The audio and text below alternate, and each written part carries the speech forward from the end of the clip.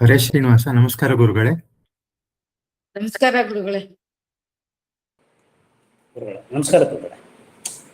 ಹರೇ ಶ್ರೀನಿವಾಸ. ನಮಸ್ಕಾರ ಗುರುಗಳೇ.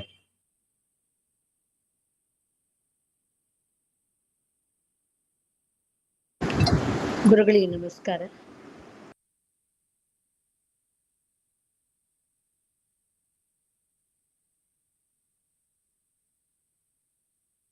ಆಚಾರ್ಯರಿಗೆ ನಮಸ್ಕಾರ.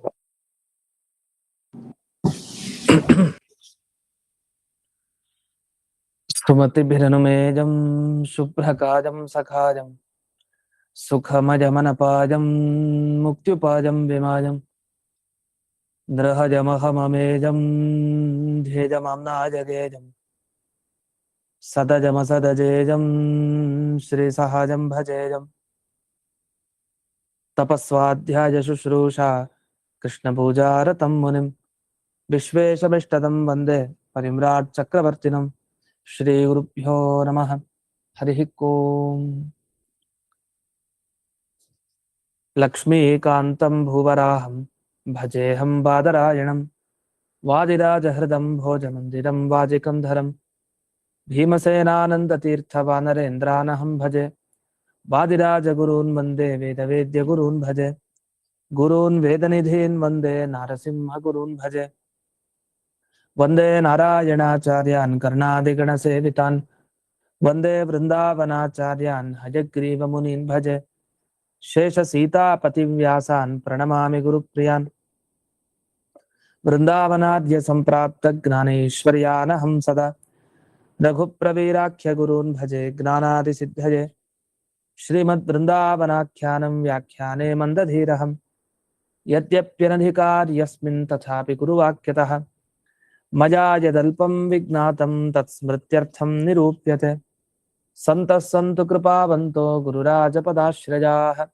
ಭಗವಾನ್ ಅವ್ಯವಹಿತ ಭಾವಿಕಲ್ಪ ಸಮೀರೋ ಲಾತವ್ಯಾಚಾರ್ಯಃ ಸುರವರ್ಯೈಃ ಸಂಪ್ರಾರ್ಥಿತಃ ಶ್ರೀನಾರಾಯಣೇನ ಆಜ್ಞಪ್ತಃ ಸನ್ ಭೂಮೌ ಅವತೀರ್ಯ ವಾದಿರಾಜನಾಮಾಯತಿ ಕುರತಿಲಕೋ ಭೂತ್ವಾ ದುರ್ವಾದಿನೋ ವಿಜಿತ್ಯ ಯುಕ್ತಿಮಲ್ಲಿಕಾದೀನ್ ಗ್ರಂಥಾನ್ ವಿರಚಯ್ಯ ಸಜ್ಜನಾನಾಂ ಸಮ್ಯಜ್ಞಾನಮುತ್ಪಾದ್ಯ ಅತ್ಯಕ್ತದೇಹಃ ಸನ್ ವೃಂದಾವನಸ್ಥೋ ಭೂತ್ವಾ ಭಕ್ತಾನಾಂ ಇಷ್ಟಾನಿಷ್ಟ ಪ್ರಾಪ್ತಿ ಪರಿಹಾರ ಸಾಧನ ಅತ್ಯರ್ಥ ಪ್ರಸಾದ ಜನಕ ಅಪರೋಕ್ಷ ಜ್ಞಾನ ಜನಕ ಪರೋಕ್ಷ ನಿಶ್ಚಯೋತ್ಪಾದಕ ಉಪನಿಷದಾದಿ ಪ್ರತಿಪಾದ್ಯ ರುಜುಭಾವಂ ಸ್ವಸ್ಯ ಖ್ಯಾಪಯಿತುಂ ವೃಂದಾವನಾಖ್ಯಾನಂ ಕುರ್ವನ್ ಕಸ್ಯಚಿತ್ ತದಾನೀಂ ಅಕುಶಲ ದೇಶೀಯ ಬ್ರಾಹ್ಮಣ ಸ್ವಪ್ನೆ ವಿಶ್ವಾಸಯೋಗ್ಯಾನಾಂ ವಿಶ್ವಾಸಂ ಉತ್ಪಾದಯಿತುಂ ಉಪದಿದೇಶ ವಿಲೀನ ಪ್ರಕೃತಿತಯ ಅಂತರಾಯ ವಿಧುರೋಪಿ ಆಚಾರ್ಯವತ್ ಶಿಷ್ಯಾನ್ ಗ್ರಾಹಯಿತುಂ ಗ್ರಂಥಾದೋ ಮಂಗಲಮಾಚರತಿ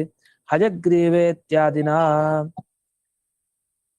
ಹಯಗ್ರೀವಂ ಚಿದಾನಂದ ವಿಗ್ರಹಂ ಸದನುಗ್ರಹಂ ದಶಗ್ರೀವಚ್ಛಿದಂ ಶಾಪಾನ್ ಮಣಿಗ್ರೀವ ವಿಮೋಚನಂ.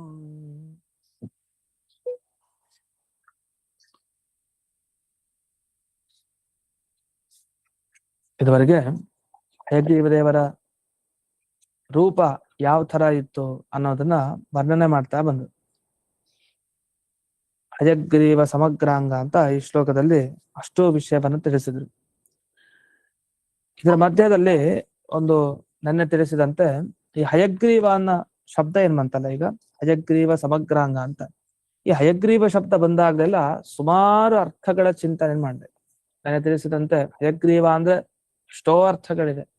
ಅದರಲ್ಲಿ ವಿಶ್ವೋತ್ತಮ ತೀರ್ಥರು ಹೇಳ್ತಾ ಇರುವಂತಹ ವಿಶೇಷ ಅರ್ಥಗಳು ಯಾವುದು ಅಂದ್ರೆ, ಮೊದಲನೇದು ಅವರು ಮೊದಲನೇ ಪದ್ಯಕ್ಕೆ ಅರ್ಥ ಹೇಳ್ತಾ ಇದ್ರು ಅಂತ ಹೇಳ್ತಾರೆ. ಅಂದ್ರೆ ಹಯಗ್ರೀವಂ ಚಿದಾನಂದ ವಿಕ್ರಮ ಇದೆಯಲ್ಲ, ಅಲ್ಲೇ ಪ್ರಪ್ರಥಮ ಅಲ್ಲೇ ನಾವು ತಿಳ್ಕೊಂಡ್ಬಿಡ್ಬೇಕು ಅಂತ. ಆ ಹಯಗ್ರೀವ ಅನ್ನೋ ಶಬ್ದ ಎಲ್ಲೆಲ್ಲಿ ಬರುತ್ತೋ ಅಲ್ಲಿ ಒಂದೊಂದೊಂದೊಂದ ಬೇರೆ ಬೇರೆ ಅರ್ಥ ಆಯಾಯ ಸಂಬಂಧಕ್ಕೆ ಪ್ರಕರಣಕ್ಕೆ ಸಂಬಂಧಪಟ್ಟ ಹಾಗೆ. ಈಗ ರಾಮ ಅಂತಂದ್ರೆ ರಮಣ ಮಾಡೋನ್ ಯಾರೋ ಅವನು ರಾಮ. ಅಂದ್ರೆ ಲಕ್ಷ್ಮೀ ದೇವಿಯ ಜೊತೆಗೆ ಯಾರು ರಮಣ ಮಾಡ್ತಾನೋ ಅವನಿಗೆ ರಾಮ ಅಂತ ಕರೀತಾರೆ. ರಮಣ ಮಾಡೋದು ಅಂದ್ರೆ ವಿಹಾರ ಮಾಡೋದು ಅಂತ ಅರ್ಥ.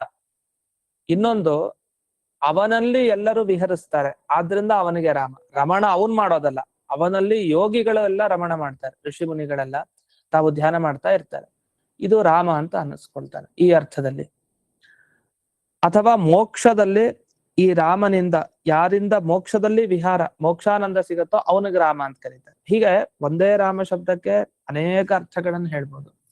ಆ ರಾಮ ಅನ್ನೋದು ದಶಾವತಾರ ಹೇಳತ್ತೆ ಅಂತ ಈ ಯಮಕ ಭಾರತದ ಟಿಪ್ಪಣಿಗಳೆಲ್ಲ ಇದೆ. ರಾಮ ಅನ್ನೋ ಒಂದು ಶಬ್ದ ಮತ್ಸ್ಯ ಕೂರ್ಮ ವರಾಹ ಎಲ್ಲಾ ಅರ್ಥವನ್ನು ಹೇಳುತ್ತೆ ಅಂತ ಒಂದು ರಾಮ ಶಬ್ದ. ರಾಮ ಅಂದ ಕೂಡ ಅಷ್ಟು ನೆನಪಾಗತ್ತೆ. ಹಾಗೆ ಹಯಗ್ರೀವ ಅಂತಂದ್ರೆ ಏನೇನ್ ಅರ್ಥ ನೆನಪಾಗಬಹುದು, ಅದ್ ಹೇಗ್ ವಿವರಣೆ ಮಾಡ್ಬೇಕು ಅಂತ ಈಗ ಮೊದಲನೇ ಅರ್ಥ ನೋಡೋಣ. ಸುಮಾರು ಅರ್ಥ ಇದೆ, ಎಷ್ಟು ಸಾಧ್ಯವೋ ಈ ಸಂಚಿಕೆಯಲ್ಲಿ ಅಂದ್ರೆ ಇವತ್ತಿನ ದಿವಸ ಎಷ್ಟು ಸಾಧ್ಯವೋ ಅಷ್ಟು ನೋಡೋಣ. ಇದನ್ನು ಎಲ್ಲ ವಿಶ್ವೋತ್ತಮ ತೀರ್ಥರೇ ಹೇಳಿದ್ದು ಅರ್ಥ. ಅದರ ವಿವರಣೆಯನ್ನು ನಾನು ಮಾಡ್ತಾ ಇದ್ದೀನಿ. ಆದ್ರೆ ಹೇಗ್ ವಿವರಣೆ ಮಾಡಿದ್ರೆ ನಮ್ಗೆ ಅರ್ಥ ಆಗ್ಬಹುದು ಈ ಭಾಗ, ಆ ರೀತಿ. ಹಯಗ್ರೀವ ಅನ್ನೋಲ್ಲಿ 2 ಪದ ಇದೆ, ಹಯ ಮತ್ತೆ ಗ್ರೀವ ಅಂತ. ಸಾಮಾನ್ಯ ಹಯ ಅಂದ್ರೆ ಕುದುರೆ ಅಂತ ಅರ್ಥ ಗೊತ್ತು, ಗ್ರೀವ ಅಂದ್ರೆ ಕುತ್ತಿಗೆ ಭಾಗ ಅಂತ ಗೊತ್ತು. ಹಾಗಾದ್ರೆ ಕುತ್ತಿಗೆ ಭಾಗ ಅದು ಕುದುರೆ, ಅದು ಯಾವ ರೂಪಕ್ಕಿದೆಯೋ ಅದು ಹಯಗ್ರೀವ ಅಂತ ಅದಕ್ಕೆ ಕರೀತಾರೆ ಅಂತ. ಇದು ಸಾಮಾನ್ಯವಾದ ಎಲ್ರಿಗೂ ಗೊತ್ತಿರೋ ಪ್ರಸಿದ್ಧ ಅರ್ಥ ಇದು. ಇನ್ನೊಂದು ಅರ್ಥವನ್ನ ಈ ಹಿಂದೆ ವ್ಯಾಖ್ಯಾನಗಳಲ್ಲಿ ಹೇಳಿದ್ರು. ಏನಂತ? ಹ ಅಂತಂದ್ರೆ ಎಲ್ಲ ಬಿಟ್ಟಿರೋದು ಅಂತ, ದೋಷಗಳನ್ನೆಲ್ಲ ಹೊರಗೆ ಹಾಕಿರೋದು. ಆನ ಬಿಡೋದು ಅಂತ ಹೇಳ್ತಾರೆ. ಯಾ ಅಂದ್ರೆ ಎಲ್ಲ ತಗೊಳೋದು, ಅಂದ್ರೆ ಎಲ್ಲ ಗುಣ ತಗೊಳೋದು, ಎಲ್ಲ ದೋಷಗಳನ್ನು ಬಿಡೋದು. ಹಾಗಾದ್ರೆ ಎಲ್ಲ ಗುಣಗಳಿಂದ ತುಂಬಿರೋನು, ಎಲ್ಲ ದೋಷಗಳಿಂದ ಇಲ್ಲದೆ ಇರೋನು. ಯ ಹ ಅಂದ್ರೆ ಬಿಡೋದು, ದೋಷ ಇಲ್ಲದೆ ಇರೋದು. ಯಾ ಅಂದ್ರೆ ಎಲ್ಲಾ ಗುಣವನ್ನ ಯಾನ ಹೊಂದೋದು ಅಂತ. ಯಾವುದ್ರಲ್ಲಿ ದೋಷ ಇಲ್ಲ, ಎಲ್ಲೆಲ್ಲಿ ಗುಣ ಇದೆ ಅಂದ್ರೆ ಅವನ ಎಲ್ಲಾ ಅಂಗಾಂಗಗಳಲ್ಲಿ, ಬರೀ ಕುತ್ತಿಗೆ ಅಲ್ಲ, ಕುತ್ತಿಗೆ ಜೊತೆಗೆ ಗ್ರೀವದ ಜೊತೆಗೆ ಎಲ್ಲಾ ತಗೊಳ್ಳಿ ಅಂತ. ಹಾಗಾದ್ರೆ ಯಾರ ದೇಹ ಚೂರು ದೋಷಗಳಿಲ್ಲದೆ ಎಲ್ಲಾ ಗುಣಗಳಿಂದ ತುಂಬಿದೆಯೋ ಅವನಿಗೆ ಹಯ ಗ್ರೀವ ಅಂತ ಕರೀತಾರೆ. ಈ ರೀತಿ ನೋಡಿದಾಗ ಏನಾಗತ್ತೆ, ಹ ಬೇರೆ ಯಾ ಬೇರೆ ಗ್ರೀವ ಅಂತ ಒಂದು. ಗ್ರೀವ ಅಷ್ಟೇ ತಗೊಳ್ಳಲ್ಲ, ಬಿಕ್ಕಿದೆಲ್ಲ ಭಗವಂತನ ಅಂಗಗಳನ್ನು ತಗೊಳ್ತೀವಿ. ಅಂದ್ರೆ ಒಂದು ಶಬ್ದಕ್ಕೆ ಬೇಕಾದಷ್ಟು ಅರ್ಥ ಹೇಳ್ಬೇಕಾದ್ರೆ ಹೇಗ್ ಬಿಡಿಸ್ಕೊಳ್ಬೇಕು, ಹೇಗ್ ಯೋಚನೆ ಮಾಡ್ಬೇಕು ಅನ್ನೋದನ್ನ ನೋಡ್ಬೇಕು. ಅದು ಇನ್ನೊಂದು ಅರ್ಥ ನೋಡಿದ್ವಿ. ಇದು 2 ಅರ್ಥ ಪ್ರಸಿದ್ಧ, ಅದು ಟಿಪ್ಪಣಿಲೂ ಹಿಂದೆ ಅರ್ಥ ಬಂದಿತ್ತು. ಇದಾದ್ಮೇಲೆ ಇವ್ರು ಹೇಳೋ ಅರ್ಥ, ಹೊಸ ಅರ್ಥ ಏನು ಅಂದ್ರೆ, ಈ ಹಯ ಅನ್ನೋ ಶಬ್ದಕ್ಕೆ ದೋಷ ಇಲ್ಲದೆ ಇರೋದು ಅಂತ ಅರ್ಥ. ಅದು ನಮಗೆ ಪ್ರಸಿದ್ಧ. ಅಂದ್ರೆ ಯಾರು ಅಂದ್ರೆ ದೋಷಗಳನ್ನ ಬಿಟ್ಟು ಇದಾನೋ ಅವನಿಗೆ ಹಯ ಅಂತ ಕರೀತಾರೆ. ಅಂದ್ರೆ ದೋಷಗಳಿಲ್ದೆ ಇರುವಂತಹವನು. ದೋಷಗಳಿಲ್ದೆ ಇರೋದು ಅನ್ನೋದು ಯಾವುದಕ್ಕೆ? ಇದು ದೋಷಗಳಿಲ್ಲ ಎಲ್ಲಿ ಅಂದ್ರೆ ಗ್ರೀವ ಅಂತಂದ್ರೆ ಜ್ಞಾನ ಅಂತ ಅರ್ಥ ಅಂತೆ.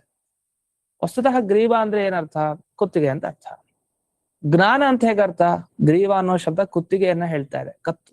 ಆದ್ರೆ ಜ್ಞಾನ ಅನ್ನೋ ಅರ್ಥವನ್ನ ಹೇಗ್ ತಗೊಳ್ತೀರಿ ಅಂದ್ರೆ, ಅದು ಯಾವುದೇ ಒಂದು ಜ್ಞಾನ ನಮ್ಗಿದೆ ಅಂತ ಆದ್ರೆ ಆ ಜ್ಞಾನದ ಒಂದು ವ್ಯಾಪಾರ. ಅಂದ್ರೆ ಜ್ಞಾನದ ವ್ಯಾಪಾರ ಅಂದ್ರೇನು? ಈಗ ನಾವ್ ಇಷ್ಟೆಲ್ಲ ತಿಳ್ಕೊಂಡ್ಮೇಲೆ ಏನ್ ಮಾಡ್ತೀವಿ?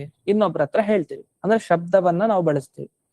ಅರ್ಥಂ ಬುದ್ಧ್ವಾ ಶಬ್ದ ರಚನಾ ಅಂತ ಸಂಸ್ಕೃತದಲ್ಲಿ ನಿಯಮ ಇದೆ. ಅಂದ್ರೆ ಶಬ್ದ ನೀವು ಹೊರಗಡೆ ಬರ್ತಾ ಇದೆ ಅಂದ್ರೆ ನಿಮ್ಮಿಂದ ಶಬ್ದವನ್ನ ನೀವು ಬಳಸ್ತಾ ಇದ್ದೀರಿ ಅಂತ ಆದ್ರೆ ಅರ್ಥವನ್ನ ತಿಳ್ಕೊಂಡು ಶಬ್ದವನ್ನ ಪ್ರಯೋಗ ಮಾಡೋದು ಅಂತ. ಹಾಗಾದ್ರೆ ಅರ್ಥವನ್ನ ತಿಳ್ಕೊಂಡೋದೇ ಜ್ಞಾನ. ಜ್ಞಾನ ಇದ್ರೆ ಏನು, ಅದರ ಕೆಲಸ ಏನು ಅಂದ್ರೆ ಶಬ್ದವನ್ನ ಹೊರಗಡೆ ಬಳಸೋದು. ಈ ಶಬ್ದ ಹೊರಗೆ ಬರ್ಲಿಕ್ಕೆ ಮುಖ್ಯ ಸಾಧನ ಯಾವುದು? ಕುತ್ತಿಗೆ. ಇಲ್ಲಿಂದ ತಾನೆ ಕೆಳಗಡೆಯಿಂದ ಶಬ್ದ ಹೀಗೆ ಉತ್ಪತ್ತಿ ಆಗಿ ಕುತ್ತಿಗೆಯಿಂದ ಬಂದು ಈಗ ಬಾಯಿಂದ ಹೊರಗೆ ಹೋಗೋದು ಶಬ್ದ. ಹಾಗಾದ್ರೆ ಈ ಗ್ರೀವ ಅನ್ನೋ ಶಬ್ದ ಏನಿದೆ ಇದು ಜ್ಞಾನವನ್ನ ಹೇಳ್ತಾ ಇದೆ. ಅಂದ್ರೆ ಜ್ಞಾನದ ವ್ಯಾಪಾರ ಎಲ್ಲಿ ನಡೆಯುತ್ತೆ ಅಂದ್ರೆ ಈ ಗ್ರೀವ, ಅದೇ ಮುಖ್ಯ. ಕುತ್ತಿಗೆನೇ ಮುಖ್ಯ. ಜ್ಞಾನ ಇದ್ದವನ್ ಏನ್ ವ್ಯಾಪಾರ ಮಾಡ್ತಾನೆ? ಶಬ್ದಗಳನ್ನು ಬಳಸ್ತಾನೆ. ಅಂದ್ರೆ ಕುತ್ತಿಗೆ ಮುಖಾಂತರ ಹೊರಗಡೆ ಶಬ್ದ ಬರುತ್ತೆ ಅಂತ ಅರ್ಥ. ಹಾಗಾದ್ರೆ ಗ್ರೀವ ಅನ್ನೋದ್ರಿಂದ ಜ್ಞಾನ ತಗೊಳ್ಳೋದು ಅಂತ ಒಟ್ಟು ತಾತ್ಪರ್ಯ. ಹಾಗಾದೇನಾಯ್ತು? ಯಾರ ಜ್ಞಾನದಲ್ಲಿ ಯಾವುದೇ ದೋಷ ಇಲ್ವೋ ಅಂಥವನಿಗೆ ಹಯಗ್ರೀವ ಅಂತ ಕರೀತಾರೆ. ಈ ರೀತಿ ಹಯಗ್ರೀವ ಅನ್ನೋದಕ್ಕೆ ಎಷ್ಟು ಅರ್ಥ? ಯಾರ ಗ್ರೀವ ಅಂದ್ರೆ ಜ್ಞಾನದಲ್ಲಿ ಹಯ, ದೋಷಗಳೇ ಇಲ್ವೋ ಅಂಥವನಿಗೆ ಹಯಗ್ರೀವ. ಇದು 3ನೇ ಅರ್ಥ. 4ನೇ ಅರ್ಥಕ್ಕೆ ಬರ್ತಾರೆ. 4ನೇ ಅರ್ಥ ಏನಂದ್ರೆ, ಹಯ ಅಂದ್ರೆ ಏನಂತ ಹೇಳಿದ್ರು? ದೋಷ ಇಲ್ಲದೆ ಇರೋದಕ್ಕೆ ಹಯ. ದೋಷ ಇಲ್ಲದೆ ಇರೋದು ಏನೇನು ಹೇಳಿ ಅಂದ್ರೆ, ಶಾಸ್ತ್ರಗಳಲ್ಲಿ ದೋಷ ಇಲ್ಲದೆ ಇರೋದು ಯಾವುದು? ವೇದ. ವೇದದಲ್ಲಿ ದೋಷ ಇರಲ್ಲ. ಯಾಕೆ? ವೇದವನ್ನ ಅಪೌರುಷೇಯ ಅಂತ ಒಪ್ಪಿದ್ದಾರೆ ನಮ್ಮ ಸಿದ್ಧಾಂತದಲ್ಲಿ. ಅಪೌರುಷೇಯ ಅಂದ್ರೆ ಯಾವ ಮನುಷ್ಯನೂ ವೇದವನ್ನ ಬರೆದಿದ್ದಲ್ಲ. ಮಹಾಭಾರತ ಬರೆದವ್ರು ಸಿಗ್ತಾರೆ, ರಾಮಾಯಣ ಬರೆದವ್ರು ಸಿಗ್ತಾರೆ, ಹೇಳ್ದವ್ರು ಸಿಗ್ತಾರೆ. ಅದು ಬರೆದವ್ರು ಅನ್ನೋದು ಮುಖ್ಯ, ರಚನೆ ಮಾಡಿದವರು ಅನ್ನೋದು. ಆದ್ರೆ ವೇದವನ್ನ ಬರೆದವರು, ವೇದವನ್ನ ಹುಟ್ಟಿಸಿದವರು ಅಂತ ಯಾರು ಸಿಗಲ್ಲ. ವೇದ ಪ್ರಚಾರ ಮಾಡಿದವರು ಸಿಗ್ತಾರೆ. ಆದ್ರೆ ವೇದದ ಕರ್ತ, ವೇದವನ್ನ ಸೃಷ್ಟಿ ಮಾಡಿದ ಒಬ್ಬ ವ್ಯಕ್ತಿ ಇದಾನ? ಇಲ್ಲ. ವೇದ ಉಚ್ಚಾರಣೆ ಪ್ರಪ್ರಥಮ ಮೊದಲಿಗೆ ಮಾಡಿದ್ ಇರ್ತಾರೆ. ವೇದ ನಮ್ತರ ಜೀವ ಮತ್ತೆ ಈ ಆಕಾಶ ಕಾಲ ಈ ತರ ಕೆಲವು ನಿತ್ಯ ವಸ್ತುಗಳಿದೆಯಲ್ಲ, ಯಾವಾಗ್ಲೂ ಇರುತ್ತಲ್ಲ, ಹಾಗೆ ವೇದ ಅವತ್ತಿನಿಂದ ಇದೆ, ನಾವಿದ್ದಾಗ್ಲಿಂದ. ಅದರಿಂದ ದೋಷ ಇಲ್ಲದೆ ಇರೋದು ಅಂದ್ರೆ ವೇದಗಳು. ಯಾಕೆ? ಮನುಷ್ಯನೇ ರಚನೆ ಮಾಡಲಿಲ್ಲ. ಮನುಷ್ಯ ರಚನೆ ಮಾಡಿದ್ರೆ ಏನಾಗುತ್ತೆ, ಅವನ್ ತನ್ನ ಅಜ್ಞಾನದಿಂದಲೋ ಏನೋ ತಪ್ಪಾಗಿ ತಿಳ್ಕೊಂಡು ಒಂದು ಗ್ರಂಥ ಬರೀತಾನೆ, ಆ ಗ್ರಂಥದಲ್ಲೆಲ್ಲ ದೋಷ ಬಂದ್ಬಿಡುತ್ತೆ. ಆದ್ರೆ ವೇದದಲ್ಲಿ ಯಾರು ಬರ್ದೇ ಇಲ್ಲ ವೇದವನ್ನ, ಆದ್ರಿಂದ ಅಲ್ಲಿ ದೋಷ ಬರ್ಲಿಕ್ಕೆ ಅವಕಾಶನೇ ಇಲ್ಲ. ಅದು ಗುರು ಶಿಷ್ಯ ಪರಂಪರೆಯಿಂದ ಹಾಗೆ ಬರ್ತಾ ಇದೆ ಅವತ್ತಿನಿಂದ ಇಲ್ಲಿವರೆಗೂ ಅಷ್ಟೇ. ಹಾಗಾದ್ರೆ ಯಾವುದೇ ರೀತಿ ಪುರುಷನು ಮಾಡಿಲ್ದೇ ಇರೋದ್ರಿಂದ ಅಪೌರುಷೇಯವಾದ ವೇದ, ಅದರಲ್ಲಿ ದೋಷ ಇರಲ್ಲ. ಹಾಗಾದ್ರೆ ಹಯ ಅಂದ್ರೆ ದೋಷ ಇಲ್ಲದೆ ಇರುವಂತ ವೇದ ಅಂತ ಅಷ್ಟೇ ಅರ್ಥ. ಆ ವೇದವನ್ನ ಗ್ರೀವ ಅಂದ್ರೆ ನಿರಂತರ ತನ್ನ ಕುತ್ತಿಗೆಯಿಂದ ಹೊರಗೆ ಹಾಕ್ತಾ ಇದ್ದಾನೆ. ಹೇಗೆ ಅವನ ಮೂಗಿನ ಒಂದು ಈ ಉಸಿರಾಟ ಏನಿದೆ ಅಲ್ಲ, ಆ ಉಸಿರಾಟ ಏನು ವೇದ ವಾಂಗ್ಮಯ ಅಂತ ಹೇಳ್ತೀವಿ, ಶಬ್ದ ವಾಂಗ್ಮಯ ಅಂತ ಹೇಳ್ತೀವಿ, ಹಾಗೆ ಅವನ ಕುತ್ತಿಗೆ ಭಾಗದಿಂದ ಹೊರಗೆ ಹೊಮ್ತಾ ಇದೆ ಈ ಎಲ್ಲ ವೇದಗಳು. ಹಾಗಾದ್ರೆ ಯಾರ ಮುಖದಿಂದ ವೇದಗಳು ನಿರಂತರವಾಗಿ ಹೊರಗೆ ಬರ್ತಾ ಇದೆಯೋ ಅದು ಎಂಥ ವೇದ? ಚೂರೂ ದೋಷ ಇಲ್ಲದೆ ಇರೋ ವೇದ. ಯಾರ ಮುಖದಿಂದ ಹೊರಗೆ ಬರ್ತಾ ಇದೆಯೋ ಕುತ್ತಿಗೆ ಮುಖಾಂತರ, ಅಂತವನಿಗೆ ಹಯಗ್ರೀವ ಅಂತ ಕರೀತಾರೆ. ಇದು ಈ 4ನೆಯ ಅರ್ಥ. ಇನ್ನು 5ನೇ ಅರ್ಥ ಇದೆ. ಹಯ ಅಂತಂದ್ರೆ ಹೀಗೆ ಬರೀ ವೇದ ಅಷ್ಟೇ ತಗೊಳ್ಳೋದಲ್ಲ, ವೇದದ ಜೊತೆಗೆ ವೇದದ ಅರ್ಥವನ್ನೇ ಅನುಸರಿಸಿಕೊಂಡಿರುವಂತಹ ಪಂಚರಾತ್ರ, ಶತಕೋಟಿ ರಾಮಾಯಣ, ಈ ತರ ಏನೇನು ಪೌರುಷೇಯ ಗ್ರಂಥ ಇದೆ. ಯಾಕೆಂದ್ರೆ ಮನುಷ್ಯ ರಚನೆ ಮಾಡಿದ ಕೂಡಲೇ ದೋಷ ಇರ್ಬೇಕು ಅಂತಿಲ್ಲ. ಈ ವೇದವ್ಯಾಸರು ಮಹಾಭಾರತ ರಚನೆ ಮಾಡಿದ್ದಾರೆ, ದೋಷ ಇದೆಯಾ? ಇಲ್ಲ. ಭಾಗವತ ಬರೆದಿದ್ದಾರೆ, ದೋಷ ಇದೆಯಾ? ಇಲ್ಲ. ಪೌರುಷೇಯ ಗ್ರಂಥ ಆದ್ರೆ ದೋಷ ಇಲ್ಲ. ಆಚಾರ್ಯರು ಸರ್ವಮೂಲ ಗ್ರಂಥ, ಆಚಾರ್ಯರ ಗ್ರಂಥಗಳು ಬೇಕಾದಷ್ಟಿದೆ ರಚನೆ ಮಾಡಿದ್ದು, ಅದ್ರಲ್ಲಿ ದೋಷ ಇದೆಯಾ? ಇಲ್ಲ. ಹಾಗಾದ್ರೆ ಹಯ ಅಂದ್ರೆ ದೋಷ ಇಲ್ದೇ ಇರುವಂಥ ಯಾವುದು ವೇದ ಅಲ್ಲ, ಈಗ ಪೌರುಷೇಯ ಅಂದ್ರೆ ಈ ಶತಕೋಟಿ ರಾಮಾಯಣ ಆಗ್ಬಹುದು, ಪಂಚರಾತ್ರ ಆಗ್ಬಹುದು, ಇದನ್ನೆಲ್ಲ ಗ್ರೀವ ಅಂದ್ರೆ ಉಚ್ಚಾರಣೆ ಮಾಡ್ತಾ ಇದ್ದಾನೆ, ಹೊರಗೆ ಹಾಕ್ತಾ ಇದ್ದಾನೆ ತನ್ನ ಕುತ್ತಿಗೆ ಭಾಗದಿಂದ. ಅವನೇ ಯಾರು ಅಂದ್ರೆ ಅವನೇ ಹಯ ಗ್ರೀವ ಅಂತ. ಹೀಗೆ ಹೊಸ ಅರ್ಥ. ಇನ್ನು ಮುಂದಕ್ಕೆ ಹೋದ್ರೆ ಇನ್ನೊಂದು ಅರ್ಥ, ಹಯ ಅಂತಂದ್ರೆ ದೋಷ ಇಲ್ಲದೆ ಇರೋದು. ಸರಿ, ಯಾವುದು ದೋಷ ಇಲ್ಲದೆ ಇರೋದು ಅಂದ್ರೆ ವೃಂದಾವನಾಖ್ಯಾನ ಗ್ರಂಥ ದೋಷ ಇಲ್ಲದೆ ಇರೋದು ಅಂತ. ಅಂದ್ರೆ ಹೇಗೆ ಹೊಸ ಹೊಸ ಅರ್ಥ ಹೊಳ್ದಿದೆ ನೋಡಿ. ಹೇಗೆ ಹೇಳ್ತಾರೆ, ಮೊದಲನೇದಾಗಿ ಅರ್ಥ ಹೇಳಿದ್ದು ಹಯಗ್ರೀವ ಅನ್ನೋದಕ್ಕೆ ಬೇರೆ. ಇದು ಎಷ್ಟನೇ ಅರ್ಥ? 1, 2, 3, 4, 5 ಅರ್ಥಗಳಾಗೋಗ್ತಾ ಇದೆ, ಮುಂದೆ ಹೋಗ್ತಾ ಇದೆ ಅರ್ಥಗಳು. ಈಗ ಹಯಗ್ರೀವ ಅಂದ್ರೆ ಏನರ್ಥ ಅಂದ್ರೆ, ಹಯ ಅಂದ್ರೆ ದೋಷ ಇಲ್ಲದೆ ಇರೋದು. ದೋಷ ಇಲ್ಲದೆ ಇರೋದು ಅಂದ್ರೆ ವೇದದ ಅಭಿಪ್ರಾಯವನ್ನ ಅಥವಾ ಶಾಸ್ತ್ರಗಳ ಅಭಿಪ್ರಾಯವನ್ನ ಚೆನ್ನಾಗಿ ತಿಳಿಸೋದು. ಯಾವುದು? ಸ್ವಾಪ್ತವೃಂದಾವನಾಖ್ಯಾನ ಗ್ರಂಥ ಅಂತ ಅರ್ಥ. ಅದನ್ನ ಹಯ ಅಂತ ಕರೀತಾರೆ. ದೋಷ ಇಲ್ಲದೆ ಇರೋ ಗ್ರಂಥ ಅದು ಸ್ವಾಪ್ತವೃಂದಾವನಾಖ್ಯಾನ ಹಯ. ಅದನ್ನ ಗ್ರೀವ ಕುತ್ತಿಗೆಯ ಭಾಗದಿಂದ ಉಪದೇಶ ಹೊರಗಡೆ ಹೇಳ್ತಾ ಇದ್ದಾನೆ. ಯಾರು? ಅವನೇ ಹಯಗ್ರೀವ. ಹಾಗಾದ್ರೆ ಒಂದು ಪ್ರಶ್ನೆ ಬಂತು, ಸ್ವಾಪ್ತವೃಂದಾವನಾಖ್ಯಾನ ಗ್ರಂಥ ಗ್ರೀವ ಯಾರ ಗ್ರೀವದಿಂದ ಕುತ್ತಿಗೆ ಭಾಗದಿಂದ ಹೊರಗೆ ಬಂದಿದ್ದು ಉಚ್ಚಾರಣೆ ಮಾಡ್ತಾ? ವಾದಿರಾಜರ್ ತಾನೇ ಮಾಡಿದ್ದು, ಹಯಗ್ರೀವ ದೇವರ ಅಂದ್ರೆ ಅದನ್ನ ಹೀಗ್ ತಿಳ್ಕೊಳ್ಬೇಕಂತೆ. ವಿಶ್ವೋತ್ತಮ ತೀರ್ಥ ಹೇಳ್ತಾ ಇದ್ರೆ ಏನು, ಶ್ರೀ ವಾದೀಶ ಮಧ್ವವರದ ಹರಿಣ ಹಯವದನ ದೇವೇನ. ವಾದೀಶ ಮಧ್ವವರದ ಹರಿಣ, ವಾದಿರಾಜರು ಮಧ್ವಾಚಾರ್ಯರು, ಇವರಿಗೆ ವರಪ್ರದನಾದ ಆ ಭಗವಂತನೇ ಅವರ ಒಳಗಡೆ ನಿಂತು ಉಪದೇಶ ಕೊಟ್ಟಿತ್ತು. ಭಗವಂತನೇ. ಅದ್ ಹೇಗ್ ಗೊತ್ತಾಯ್ತು ನಿಮ್ಗೆ ಅಂದ್ರೆ, ಅದಕ್ಕೆ ಪ್ರಮಾಣವನ್ನು ಕೂಡ ಕೊಟ್ಟಿದ್ದಾರೆ, ಸುಮ್ನೆ ಅಲ್ಲ. ಸ್ವಾಪ್ತವೃಂದಾವನಾಖ್ಯಾನದಲ್ಲೇ ಈ 7ನೇ ಅಧ್ಯಾಯದಲ್ಲಿ ಬರುತ್ತೆ ಮುಂದಕ್ಕೆ, ಅಲ್ಲಿ 3ನೇ ಶ್ಲೋಕ 8ನೇ ಶ್ಲೋಕ ಇದೆ. ಏನಂತ? ತತ್ರಾಪಿ ಮಾಂ ಹಯಗ್ರೀವಃ ಶ್ರುತ್ಯರ್ಥಂ ಸರ್ವಮೇವಚ ಗ್ರಾಹಯ ಮಾಸ ಸರ್ವಜ್ಞೋ ವರ್ಗೇ ವರ್ಗಾರ್ಥ ತತ್ವವಿತ್ ಅಂತ ಒಂದು ಶ್ಲೋಕ. ಇದಾದ್ಮೇಲೆ ಸುಂದರವಾದ ಶ್ಲೋಕ, ಸಹಸ್ರಪದ್ಯ ತದ್ಪದ್ಮಂ ತತ್ಪದಾಖ್ಯದಲಾನ್ವಿತಂ ತದ್ಭಾವ ಸೌರಭ ಭುವಂ ಜಿಘ್ರನ್ ಬಿಭ್ರತ್ ಸ್ವಮೂರ್ಧನಿ ಅಂತ ಶ್ಲೋಕ ಬರುತ್ತೆ. ಇದಕ್ಕೆ ಅರ್ಥ ಏನು ಅಂತ ನೋಡೋಣ. ಈ ಅರ್ಥವನ್ನು ತಿಳ್ಕೊಂಡಾಗ ನಮಗ್ ಗೊತ್ತಾಗತ್ತೆ, ಓ ಹಯಗ್ರೀವ ಅನ್ನೋದಕ್ಕೆ ಹಯಗ್ರೀವ ದೇವರು ಉಪದೇಶ ಮಾಡಿದ್ದು ಸ್ವಾಪ್ತವೃಂದಾವನಾಖ್ಯಾನ ಅಂತ. ಅಂದ್ರೆ ವಾದಿರಾಜರ ಅಂತರ್ಯಾಮಿಗೆ ಹಯಗ್ರೀವ ದೇವರು ನುಡಿಸ್ತಾ ಇದ್ದಾರೆ. ನಾವೇ ಹೇಳ್ತೀವಲ್ಲ ಯೋಂತಃ ಪ್ರವಿಶ್ಯ ಅಂತ.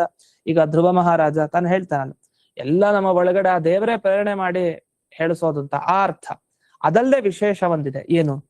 ಅಲ್ಲಿ ಹೇಳಿದ್ದಿಷ್ಟು ವಾದಿರಾಜರು ಹೇಳ್ತಾರೆ, ನನಗೆ ಹಯಗ್ರೀವ ದೇವರು ಆಯಾಯ ವೇದದ ಭಾಗಗಳ ಯಥಾರ್ಥ ಅರ್ಥವನ್ನ ನನಗೆ ತಿಳಿಸಿದ್ದಾರೆ. ಸರ್ವಗ್ರ ಶ್ರುತ್ಯರ್ಥವನ್ನ ನನಗೆ ಅವರು ಅನುಗ್ರಹ ಮಾಡಿದ್ದಾರೆ. ಗ್ರಾಹಯಾಮಾಸ ಸರ್ವಜ್ಞ, ಎಲ್ಲವನ್ನು ತಿಳಿದ ಹಯಗ್ರೀವ ದೇವರು ನನಗೆ ಆ ವೇದದ ಮಂತ್ರಗಳ ಆ ಉಪದೇಶವನ್ನ ಮಾಡಿದ್ದಾರೆ. ಆ ವೇದಾರ್ಥ ಗ್ರಹಣ ನನಗಾಗಿದೆ, ಖಂಡಿತ ಆಗಿದೆ. ಯಾಕೆಂದ್ರೆ ಅವರು ಯುಕ್ತಿ ಮಲ್ಲಿಕಾ ಗ್ರಂಥದಲ್ಲಿ ವೇದ ಮಂತ್ರಗಳ ವ್ಯಾಖ್ಯಾನ ಹೇಗ್ ಮಾಡ್ತಾರೆ ವಾದಿರಾಜರು, ಅಷ್ಟೇ ಅಲ್ಲ ಹರಿಭಕ್ತಿ ರಥ ಗ್ರಂಥ ನೀವು ನೋಡ್ಬೇಕು, ಹೇಗ್ ವ್ಯಾಖ್ಯಾನ ಮಾಡಿದ್ದಾರೆ ಪ್ರತಿಯೊಂದು ವೇದ ಮಂತ್ರಗಳಿಗೆ. ನೀವು ರುದ್ರದೇವರನ್ನ ಹೇಳ್ತಾ ಇದೆ ವೇದ ಮಂತ್ರ ಅಂತ ತಗೊಂಡ್ರೆ ನರಸಿಂಹದೇವರನ್ನ ಹೇಳ್ತಾ ಇದೆ, ರುದ್ರಾಂತರ್ಗತ ನರಸಿಂಹನನ್ನ. ಬಹಳ ಸೊಗಸಾದ ವ್ಯಾಖ್ಯಾನ ವೇದ ಮಂತ್ರಗಳಿಗೆ ವಾದಿರಾಜರ ವ್ಯಾಖ್ಯಾನ. ಆ ಯುಕ್ತಿ ಮಲ್ಲಿಕಾದಲ್ಲಂತೂ ಅದ್ಭುತ. ಅದು ಮಧ್ವ ಅನ್ನೋ ಶಬ್ದ ತಗೊಂಡು ವಿವರಣೆ ಮಾಡ್ತಾರೆ, ಬಹಳ ಚೆನ್ನಾಗಿ ಮಾಡ್ತಾರೆ. ಇಷ್ಟೆಲ್ಲ ಅವ್ರಿಗೆ ವೇದಾರ್ಥ ಜ್ಞಾನ ಅದು ಹಯಗ್ರೀವದೇವರ ಪ್ರಸಾದದಿಂದ ಆಗಿತ್ತು ಅಂತ ಅವರೇ ಹೇಳ್ತಾರೆ. ವರ್ಗಾರ್ಥ ತತ್ವವಿತ್ ಅಂತ ಮಾತನ್ನ ಹೇಳ್ತಾರೆ. ಅಂದ್ರೆ ಯಾರು ವೇದದ ಅರ್ಥವನ್ನ ತಿಳಿದಿರೋ ಒಂದು ವರ್ಗ ಇದೆ, ಗುಂಪಿದೆ, ಆ ಗುಂಪಿನಲ್ಲಿ ಚೆನ್ನಾಗಿ ನಾನು ಅರ್ಥವನ್ನೇನು ತಿಳ್ಕೊಂಡಿದ್ದೀನಲ್ಲ, ಅದಕ್ಕೆ ಕಾರಣನೇ ಹಯಗ್ರೀವ ದೇವರು ಅಂತ ಹೇಳ್ತಾರೆ. ಇದು ಒಂದು ಮಾತು. ಇದರಿಂದ ಏನಾಯ್ತು, ಈಗ ಹಯಗ್ರೀವ ದೇವರು ವೇದಾರ್ಥವನ್ನ ವಾದಿರಾಜರು ತಿಳಿಸಿದ್ದಾರೆ, ಇಷ್ಟೇ ಆಯ್ತು. ಹಾಗಂದ್ ಸ್ವಾಪ್ತವೃಂದಾವನಾಖ್ಯಾನವನ್ನ ಹಯಗ್ರೀವ ದೇವರು ಇವರಲ್ಲಿ ನಿಂತು ಹೇಳಿದ್ದಾರೆ ಅಂತ ಆಯ್ತಾ? ಇಲ್ವಲ್ಲ. ಅಂದ್ರೆ ಅದಕ್ಕೆ ಮುಂದಿನ ಇದು ಕೊಟ್ಟಿದ್ದು 7ನೇ ಅಧ್ಯಾಯದ ಮುಂದೆ 8ನೇ ಶ್ಲೋಕವನ್ನ ಉದಾಹರಣೆ ಮಾಡಿದ್ದು. ಅದಕ್ಕೇನರ್ಥ ನೋಡಿ, ಸಹಸ್ರ ಪದ್ಯ ತತ್ಪದ್ಮಂ ತತ್ಪದಾಖ್ಯ ದಲಾನ್ವಿತಂ ಅಂತ ಬಂತು. ಅಂದ್ರೆ ಸಹಸ್ರ ಪದ್ಯಗಳು ಅಂದ್ರೆ 1000 ಪದ್ಯ. ಇದು ಎಷ್ಟಿದೆ? 2000 ಮೇಲಿದೆ ಪದ್ಯ. 1000 ಪದ್ಯಗಳೇನಿದೆ, ಇದು ಹಯಗ್ರೀವ ದೇವರು ಉಪದೇಶ ಮಾಡಿದ ವೇದಾರ್ಥಗಳನ್ನ ಒಳಗೊಂಡಿದೆ ಅಂತ ಖಂಡಿತ. ಇದು ಸಪ್ತವೃಂದಾವನಾಖ್ಯಾನವನ್ನ ನೀವು ಮೊದಲು ಈಗೇನ್ ನೋಡಿದಿರಿ, ಬ್ರಹ್ಮಸೂತ್ರಗಳ ಅರ್ಥ ಬರ್ತಾ ಇದೆ ಸಪ್ತವೃಂದಾವನಾಖ್ಯಾನದಲ್ಲಿ. ಹೇ ಭೂಮನ್ ಅಂತ ಬರುತ್ತೆ. ಭೂಮನ್ ಅಂದ್ರೆ ಅದು ಓಂ ಭೂಮ್ನ ಕೃತವ ಜಾಯಸ್ತಂ ತಥಾಚ ದರ್ಶಯತಿ ಅಂತ ಬ್ರಹ್ಮಸೂತ್ರದ ಅರ್ಥ ಅದು ತಿಳಿಸ್ತಾ ಇರೋದು. ಹೀಗೆ ನಾನಾ ರೀತಿಯಾಗಿ ಅನೇಕ ಪ್ರಕಾರದಿಂದ ಒಂದು 10 ಶ್ಲೋಕದಲ್ಲಿ ಇಡೀ ಬ್ರಹ್ಮಸೂತ್ರದ ಅರ್ಥ 4 ಅಧ್ಯಾಯದ ಅರ್ಥವನ್ನ ಹಾಕಿದ್ದಾರೆ. ಅಷ್ಟು ಚೆನ್ನಾಗಿ ಸಂಗಮನ ಮಾಡಿದ್ದಾರೆ. ಮತ್ತೆ ಬ್ರಹ್ಮಸೂತ್ರ ನೀವು ಅಷ್ಟು ಓದಿದ್ರು ಹೇಗೆ ಧ್ಯಾನ ಮಾಡ್ಬೇಕು ದೇವರದೊಂದು ಗೊತ್ತಾಗಲ್ಲ. ಅದೇ ಸ್ವಾತಂತ್ರ್ಯನಾಖ್ಯಾನ ಓದ್ರೆ ಗೊತ್ತಾಗಲ್ಲ. ಅಂತ ಒಂದು ಸೊಗಸಾದ ವಿವರಣೆ 10 ಶ್ಲೋಕದಲ್ಲಿ ಈಗಾಗಲೇ ನಾವು ಹಿಂದೆ ಕೇಳಿದೀವಿ. ಆ 10 ಶ್ಲೋಕದಲ್ಲಿ ಹೇಗೆ ಹಯಗ್ರೀವ ದೇವರ ಸಮಗ್ರ ರೂಪ ಚಿಂತನೆ ಬ್ರಹ್ಮಸೂತ್ರಗಳ ಅಷ್ಟು ಅಧ್ಯಾಯದಿಂದ ಅಂತ ಇವ್ರೇನ್ ಹೇಳ್ತಾರೆ, 1000 ಪದ್ಯಗಳನ್ನ ನನಗೆ ಹಯಗ್ರೀವ ದೇವರು ಉಪದೇಶ ಮಾಡಿದ್ದಾರೆ. ಇದು ಹೇಗಿದೆ ಅಂತಂದ್ರೆ, ಇದು ಕಮಲ, ಅದು 1000 ಪದ್ಯ, ಅದು ದೊಡ್ಡ ಕಮಲ. ಆ ಕಮಲದಲ್ಲಿ ದಳಗಳೆಲ್ಲ ಸೇರ್ಕೊಂಡಿದೆ, ಒಂದೊಂದು ದಳ. ಆ ದಳಗಳೇನಿದೆಯಲ್ಲ, ಆ ಅನೇಕ ದಳಗಳಿಂದ ಕೂಡಿರೋ ಕಮಲ, ಅದನ್ನ ನನಗೆ ಉಪದೇಶ ಮಾಡಿದ್ದಾರೆ. ಅಂದ್ರೆ ಈ ಒಂದೊಂದು ಶ್ಲೋಕ ಏನಿದೆಯಲ್ಲ, ಇದೆಲ್ಲ ಸೇರಿಸಿದ್ರೆ 2000 ಮೇಲೆ ಏನ್ ಶ್ಲೋಕ ಇದೆ, ಇದೆಲ್ಲ ಒಂದು ಕಮಲದ ತರ. ಆ ಕಮಲದಲ್ಲಿ ಒಂದೊಂದು ದಳಗಳು ಅಂದ್ರೆ ಪ್ರತಿ ಶ್ಲೋಕಗಳು, ಆ ಪ್ರತಿ ಶ್ಲೋಕದಲ್ಲಿ ಬರೋ ಪದಗಳು, ಅದೆಲ್ಲ ಕಮಲದ ದಳಗಳು. ಆ ಪದ್ಮದ ಅಭಿಪ್ರಾಯ ಏನಿದೆ, ಆ ಸುಗಂಧವನ್ನ ಆಘ್ರಾಣನೆ ಮಾಡಿ ನನ್ನ ತಲೆಯ ಮೇಲೆ ಹಯಗ್ರೀವ ದೇವರು ಆ ಕಮಲವನ್ನ ಇಟ್ಟಿದ್ದಾರೆ ಅಂತ ಹೇಳ್ತಾರೆ ವಾದಿರಾಜ. ಅಂದ್ರೆ ಅಭಿಪ್ರಾಯ, ಈಗ ನಾವು ಈ ಹೂವನ್ನ ಹಿಂಗ್ ಮೂಸ್ ನೋಡಿ ನಮ್ಮ ತಲೆ ಮೇಲೆ ಇಟ್ಕೊಂಡ್ವಿ ಅಂತ ಇಟ್ಕೊಳ್ಳಿ.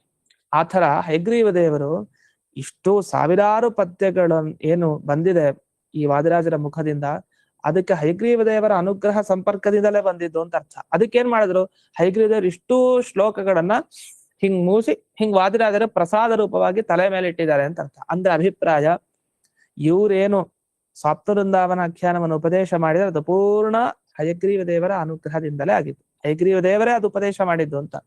ಹಾಗಾದ್ರೆ ಹಯಗ್ರೀವ ಸಂಹಿತೆ ಅಂತ ಈ ನಿಟ್ಟಿನಲ್ಲೇ ಕರೀತಾರೆ. ಸಪ್ತವೃಂದಾವನಾಖ್ಯಾನಕ್ಕೆ ಹೆಸರು ಹಯಗ್ರೀವ ಸಂಹಿತೆ ಅಂತ. ಇದು ಸಾಮಾನ್ಯ ಗ್ರಂಥ ಅಲ್ಲ, ಉಪಾಸನಾ ಗ್ರಂಥ, ಹೌದು ನಿಜ.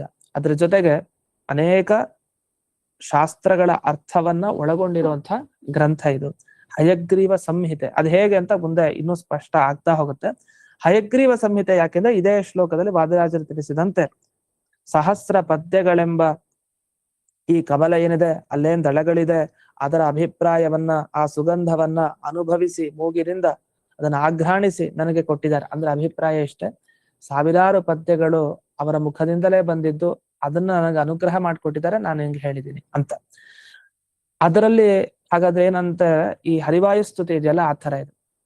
ಮೇಲ್ನೋಟಕ್ಕೆ ನೋಡ್ತಾ ಹೋದ್ರೆ ಅದು ವಾಯುಸ್ತುತಿ, ಆದ್ರೆ ಸ್ವಲ್ಪ ವಿಚಾರ ಮಾಡ್ತಾ ಹೋದ್ರೆ ಅದು ದೇವರ ಸ್ತೋತ್ರ.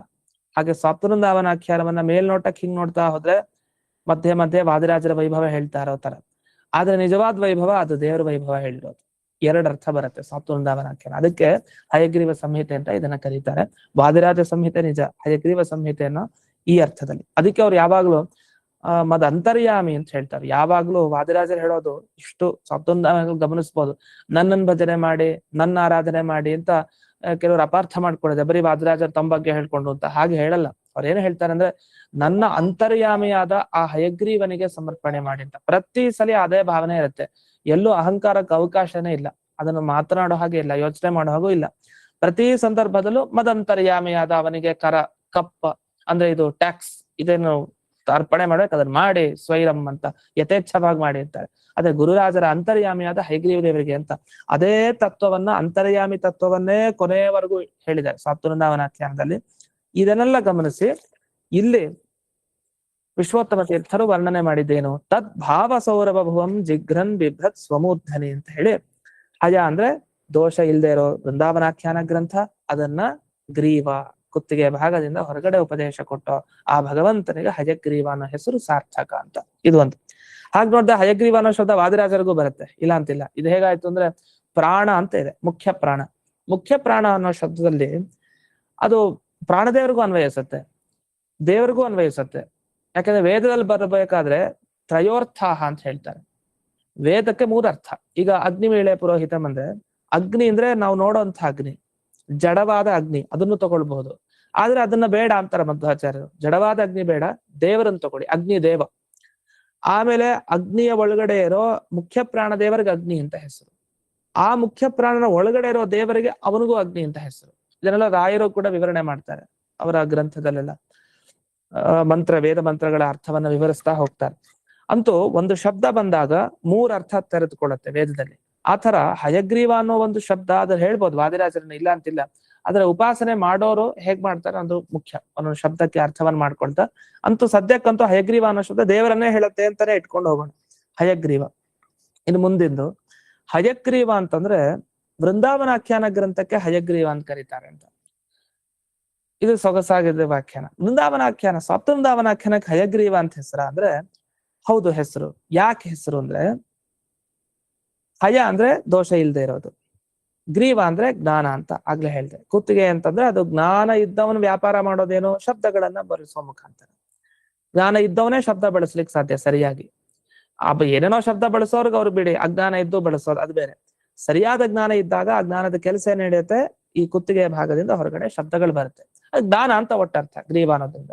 ಹಾಗಾದ್ರೆ ದೋಷ ಇಲ್ಲದೆ ಇರೋ ಜ್ಞಾನ ಎಲ್ಲಿ ತುಂಬಿದೆ, ಯಾವ ಗ್ರಂಥದಲ್ಲಿ ತುಂಬಿದೆ?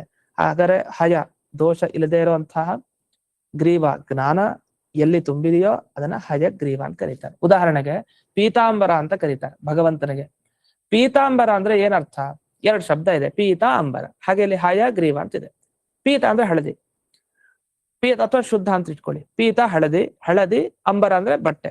ಹಳದಿ ಬಟ್ಟೆ ಪೀತಾಂಬರ ಅಂದ್ರೆ ಹೇಳ್ತೀರಾ? ಇಲ್ಲ. ಪೀತಾಂಬರ ಅಂತ ದೇವರ ಕರೀತಾರೆ. ಪೀತಾಂಬರ ಹರಿಹಿ ಅಂತಾರೆ. ಅದೇ ಹಾಗೆ ಹಳದಿ ಬಟ್ಟೆ ದೇವರು ಒಂದೇನಾ? ಅಲ್ಲ. ಹಳದಿಯಾದ ಬಟ್ಟೆ ಯಾರಲ್ಲಿದೆಯೋ ಅವನು ಪೀತಾಂಬರ.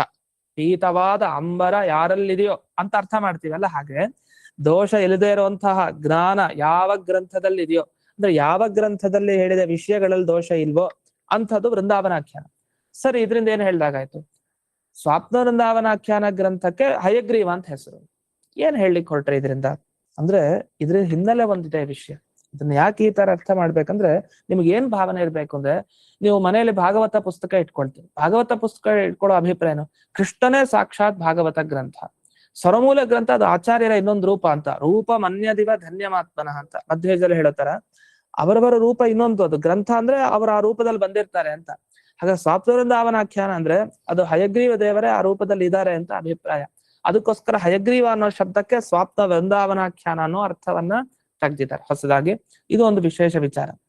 ಇದೇ ತರ ಹಯ ಅಂದ್ರೆ ದೋಷ ಇಲ್ಲದೆ ಇರುವಂತಹ, ಗ್ರೀವ ಅಂದ್ರೆ ಜ್ಞಾನ. ಎಂಥ ಜ್ಞಾನ ಅಂದ್ರೆ, ವಾದಿರಾಜ ಗುರುಗಳ ಬಗ್ಗೆ, ಬೃಂದಾವನದ ಬಗ್ಗೆ, ಹಾಗೆ ಅವರ ಆರಾಧ್ಯ ಮೂರ್ತಿಯಾದ ಹಯಗ್ರೀವನ ಬಗ್ಗೆ ದೋಷ ಇಲ್ಲ ಅಂತ ತಿಳಿಸುವಂತಹ ವಿಶಿಷ್ಟವಾದ ಗ್ರಂಥ. ಹಾಗಾದ್ರೆ ಏನೇನ್ ಜ್ಞಾನ ಬರುತ್ತೆ ನಮ್ಗೆ ಅಂದ್ರೆ, ವಾದಿರಾಜರಲ್ಲಿ ದೋಷ ಇಲ್ಲ, ಹಯಗ್ರೀವ ದೇವರಲ್ಲಿ ದೋಷ ಇಲ್ಲ, ವೃಂದಾವನದ ಸನ್ನಿಹಿತರಾದ ಭಗವದ್ ರೂಪಗಳಲ್ಲಿ ದೋಷ ಇಲ್ಲ ಅನ್ನೋ ಜ್ಞಾನವನ್ನ ತಂದುಕೊಡುತ್ತೆ. ಆದ್ರಿಂದ ಇದಕ್ಕೆ ಹಯಗ್ರೀವ ಅಂತ ಕರೀತಾರೆ ಅಂತ. ಹೀಗೆ ಇನ್ನೊಂದು ಅರ್ಥವನ್ನ ಹೇಳ್ತಾರೆ. ಇನ್ನೊಂದ್ 2-3 ಅರ್ಥವನ್ನ ಹೇಳಿ ಮುಕ್ತಾಯ ಮಾಡ್ತೀನಿ ಇಂದಿನ ದಿವಸ. ಇನ್ನು ಮುಂದಿನ ಸಂಚಿಕೆಯಲ್ಲಿ ಸಮಗ್ರವಾಗಿ ಇನ್ನು ಏನ್ ಮಿಕ್ಕಿದೆ ಎಲ್ಲ ಶಬ್ದಗಳ ಅರ್ಥ ಹೇಳ್ತೀನಿ. ಜೊತೆಗೆ ಇನ್ನೊಂದು ಸ್ವಾರಸ್ಯ ಏನಂದ್ರೆ ವೃಂದಾವನ ಅನ್ನೋ ಶಬ್ದಕ್ಕೆ ತುಂಬಾ ಅರ್ಥ ಇದೆ. ಅದು ಇನ್ನೂ ಚೆನ್ನಾಗಿದೆ. ಅದು ಇನ್ನೊಂದು ಯಾವ್ದಾದ್ರು ಸಂದರ್ಭ ನೋಡೋಣ. ವೃಂದಾವನ ಅನ್ನೋ ಶಬ್ದ ನಾವೆಲ್ಲ ಪ್ರಸಿದ್ಧವಾಗಿ ಕೇಳಿರ್ತೀವಿ. ಆ ವೃಂದಾವನ ಶಬ್ದಕ್ಕೆ ಅನೇಕ ಅರ್ಥ, ಒಂದಲ್ಲ ಎರಡಲ್ಲ, ಅನೇಕ ಅರ್ಥ. ಅದನ್ನಾಗ್ಲೇ ಒಂದ್ 4-5 ಅರ್ಥ ಹಿಂದೆ ಹೇಳಿದ್ದೀನಿ ಒಂದ್ಸಲಿ. ಇನ್ನೂ ತುಂಬಾ ಅರ್ಥ ಹೇಳ್ತಾರೆ. ಅಂದ್ರೆ ಇದೆಲ್ಲ ಹೇಳಿದಾಗ ಎಲ್ಲಿಗೂ ಉಪಯುಕ್ತ ಇದು ಅಂದ್ರೆ ಅನುಸಂಧಾನಕ್ಕೆ. ಹಯಗ್ರೀವ ಅಂತ ನೀವಂದ್ರೆ ಅವ್ರು ಹೇಳ್ತಾರಲ್ಲ, ಹಯಗ್ರೀವ ಹಯಗ್ರೀವ ಹಯಗ್ರೀವೇತಯೋವದೇತ್ ಅಂತ. ಯಾಕೆ ಅಷ್ಟೊಂದು 3 ಸಲ ಹೇಳ್ಬಿಡಿ ನಿಮ್ಗೆಲ್ಲಾ ಸಿಗತ್ತೆ, 3 ಸಲ ಹೇಳ್ಬಿಡಿ ಎಲ್ಲಾ ಸಿಗತ್ತೆ ಅಂತ ಹೇಳೋ ಅರ್ಥಗಳು ಯಾಕೆ ಬರುತ್ತೆ ಅಂದ್ರೆ ಇಷ್ಟೊಂದು ಅರ್ಥ ಇದೆ ಆ ಶಬ್ದಕ್ಕೆ. 3 ಸಲ ಹಯಗ್ರೀವ ಹಯಗ್ರೀವ ಹಯಗ್ರೀವ ಅನ್ನೋಷ್ಟಾಗ ಎಲ್ಲ ನೆನಪಾಗ್ಬಿಡ್ಬೇಕು ಅಂತ ಅರ್ಥ. ನೆನಪಾದ್ಮೇಲೆ ಇನ್ನೇನಿದೆ ಉಳಿಲಿಕ್ಕೆ, ಅಷ್ಟು ಮಾಡ್ಕೊಂಡ್ಮೇಲೆ ಅನುಗ್ರಹ ಆಗದೆ ಇರತ್ತ ಅನ್ನೋ ಅಭಿಪ್ರಾಯದಲ್ಲಿ ಬಂದಿದೆ. ಸರಿ, ಇನ್ನೊಂದು 2-3 ಅರ್ಥ. ಇನ್ನೊಂದು ಅರ್ಥ ಏನ್ ಹೇಳ್ತಾರೆ ಅಂದ್ರೆ, ಹಯ ಅಂತಂದ್ರೆ ಈ ದೋಷ ಇಲ್ಲದೆ ಇರೋದು ಅಂತಾನೆ ಅದೇ ಅರ್ಥ. ದೋಷ ಯಾವ್ದ್ರಲ್ಲಿಲ್ಲ, ಎಲ್ಲಾ ಶಾಸ್ತ್ರ, ಈಗ ಅದು ಪೌರುಷೇಯ ಅಪೌರುಷೇಯ ಎಲ್ಲಾ ಶಾಸ್ತ್ರ ತಗೊಳ್ಳಿ, ಯಾವುದರಲ್ಲಿ ದೋಷ ಇಲ್ವೋ ಅಂತ ಎಲ್ಲಾ ಶಾಸ್ತ್ರ. ಅದನ್ನ ಇಟ್ಟುಕೊಂಡು ಗ್ರೀವ, ಗ್ರೀವ ಅಂತಂದ್ರೆ ಈಗ ಜ್ಞಾನ ಅಂದ್ರೆ ಚಿಂತನೆ ಮಾಡೋದು. ಹಾಗಾದ್ರೆ ದೋಷ ಇಲ್ಲದೆ ಇರುವಂತಹ ವೇದ, ದೋಷ ಇಲ್ಲದೆ ಇರುವಂತಹ ಪುರಾಣ, ಇವುಗಳನ್ನೆಲ್ಲ ಕುರಿತು ಯಾವ ಗ್ರಂಥದಲ್ಲಿ ಗ್ರೀವ ಚಿಂತನೆ ನಡೆಯುತ್ತೋ ಅಂಥ ಗ್ರಂಥಕ್ಕೆ ಹಯಗ್ರೀವ ಅಂತ ಕರೀತಾರೆ. ಅಂದ್ರೆ ಸಾಪ್ತವೃಂದಾವನಾಖ್ಯಾನ ಅಂತ. ಈ ಸಾಪ್ತವೃಂದಾವನಾಖ್ಯಾನಕ್ಕೆ ಅನ್ವಯ ಆಗೋ ಹಾಗೇನೆ ಅರ್ಥ ಹೇಳ್ತಾ ಹೋಗ್ತಾರೆ. ಅದ್ ಯಾಕೆ ಹೀಗೆ ಹೇಳ್ತಾರೆ ಅಂತಂದ್ರೆ, ಈ ಮುಂದೆ ವೃಂದಾವನಾಖ್ಯಾನದಲ್ಲೇ, ಸಾಪ್ತವೃಂದಾವನಾಖ್ಯಾನದಲ್ಲೇ ಒಂದು ಅಧ್ಯಾಯದಲ್ಲಿ ಬರುತ್ತೆ, ವೇದ ವೇದ್ಯ ನಿರವದ್ಯ ಮದ್ದಯಾವಾರಿಧೆ ಕಥನ ಕೋವಿದವಾದಿಭಿ ತ್ರಿದಶವಂದ್ಯ ಹಯಶೀರ್ಷ ಸದ್ಮನಿ ಅಂತ ಒಂದು ಮಾತು. ಅದಕ್ಕೆ ಅರ್ಥ ಇಷ್ಟೇ. ಅದು ವಾದಿರಾಜರ ಈ ಪಂಚವೃಂದಾವನ ಏನಿದೆ, ಅಲ್ಲಿ ಹಯಗ್ರೀವ ದೇವರ ಸನ್ನಿಧಾನ ಏನಿದೆ, 3 ಎಲ್ಲಾ ದೇವತೆಗಳು ನಮಸ್ಕಾರ ಮಾಡೋ ಸನ್ನಿಧಾನ ಅದು. ಅಂಥ ಸನ್ನಿಧಾನದಲ್ಲಿ ಈ ವಿದ್ವಾಂಸರೆಲ್ಲ ಸೇರಿ ಶಾಸ್ತ್ರ ಚಿಂತನೆ ಮಾಡ್ತಾ ಇದ್ರಂತೆ. ಶಾಸ್ತ್ರ ಚಿಂತನೆ ಯಾವುದು? ಶಾಸ್ತ್ರ ಚಿಂತನೆ ಅಂದ್ರೆ ದೋಷ ಇಲ್ಲದೆ ಇರುವಂತಹ ವೇದ ಪುರಾಣ ಇತಿಹಾಸ ಇವುಗಳ ಚಿಂತನೆಯನ್ನ ಮಾಡ್ತಾ ಇರ್ತಾರೆ. ಯಾಕೆ ಮಾಡ್ತಾರೆ ಅಂದ್ರೆ, ಪಂಚವೃಂದಾವನದ ಸನ್ನಿಧಾನದಲ್ಲಿ ಯಾರ್ಯಾರಿದ್ದಾರೆ? ದೇವತೆಗಳು, ಋಷಿಗಳು, ಮುನಿಗಳು, ಗಂಧರ್ವರು, ಯಕ್ಷರು, ನವಗ್ರಹ ದೇವತೆಗಳು, ಉಪದೇವತೆಗಳು, ದಿಕ್ಪಾಲಕರು, ಯಾರಿಲ್ಲ, ಎಲ್ಲ ಇದ್ದಾರೆ. ಇವರೆಲ್ಲ ಸೇರಿದ್ರೆ ಏನ್ ಮಾಡ್ತಾ ಇರ್ತಾರೆ? ಶಾಸ್ತ್ರ ಚಿಂತನೆ ಮಾಡ್ತಾರೆ. ಹಾಗಾದ್ರೆ ಹಯ ಅಂದ್ರೆ ದೋಷ ಇಲ್ಲದೆ ಇರೋ ಶಾಸ್ತ್ರವನ್ನ ಇಟ್ಟುಕೊಂಡು ಗ್ರೀವ ಚಿಂತನೆ ಎಲ್ಲಿ ನಡೆಯುತ್ತೆ? ಯಾವ ಜಾಗದಲ್ಲಿ ನಡೆಯುತ್ತೆ? ಪಂಚವೃಂದಾವನದ ಸನ್ನಿಧಾನ ನಡೆಯುತ್ತೆ. ಹಾಗಾದ್ರೆ ಪಂಚವೃಂದಾವನಕ್ಕೆ ಹಯಗ್ರೀವ ಅಂತ ಕರಿಬಹುದು. ಅದನ್ನ ತಿಳಿಸೋ ಸಾಪ್ತವೃಂದಾವನಾಖ್ಯಾನಕ್ಕೂ ಹಯಗ್ರೀವ ಅಂತ ಕರಿಬಹುದು. ಹೀಗೆ ಈ ಹಯಗ್ರೀವ ಶಬ್ದದ ಇನ್ನೊಂದು ಅರ್ಥ. ಇಲ್ಲಿಗೆ ನಾವು ಸುಮಾರು ಅರ್ಥಗಳನ್ನ ನೋಡಿದೀವಿ. ಇನ್ನೂ ಕೆಲವು ಅರ್ಥಗಳಿವೆ, ಅದನ್ನ ಮುಂದಿನ ಪಾಠದಲ್ಲಿ ನೋಡೋಣ ಅಂತ ಹೇಳ್ತಾ ಇಂದಿನ ಪಾಠವನ್ನ ಗುರುವಂತರ್ಗತ ವ್ಯಾಸರಾಜ ಗುರುವಂತರ್ಗತ ಭಾರತೀಯ ಗೋಪಾಲಕೃಷ್ಣ ಶ್ರೀಕೃಷ್ಣಾರ್ಪಣ. ನಮಸ್ಕಾರ. ನಮಸ್ಕಾರ ಗುರುಗಳು. ನಮಸ್ಕಾರ ಗುರುಗಳೇ.